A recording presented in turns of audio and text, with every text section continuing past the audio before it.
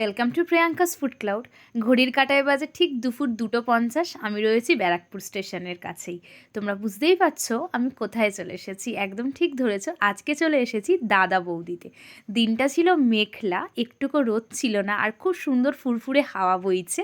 পুরো একদম বসন্তের আগমন, মনটা একদম ভালো হয়ে গেল।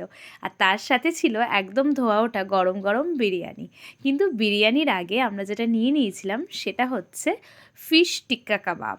এইটা ছিল পিওর ভেটকি মাছের। দেখতেই পাচ্ছ, একটু লেবু দিয়ে নিলাম ওপরে। মাছটা যেরকম নরম ছিল, স্পাইসি ছিল, তেমনি ফ্রেশ ছিল। আমি আর মা আজকে একসাথে ঘুরতে বেরিয়েছিলাম। যেহেতু মায়ের পছন্দ ভেটকি মাছ, তাই বিরিয়ানির আগে এই ফিশ টিক্কাটা অর্ডার করেছিলাম, যেটা টেস্ট ছিল দারুণ।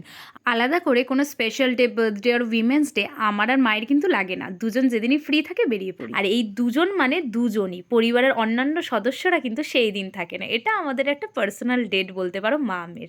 যাই হোক, মায়ের যেহেতু ভেটকি মাছ খুব পছন্দ, প্রথমে ফিশ টিক্কা কাবাব নিয়ে নিয়েছিলাম, যেটা টেস্ট ছিল দারুণ। তারপরেই চলে এসেছিলো একদম, দেখতেই পাচ্ছ, মাটন বিরিয়ানি কলা পাতার ওপরে। তার সাথে তো ধনেপাতার সেই চাটনি দিয়ে স্যালাড, আর স্যালাডটা কিন্তু একদম ফ্রি।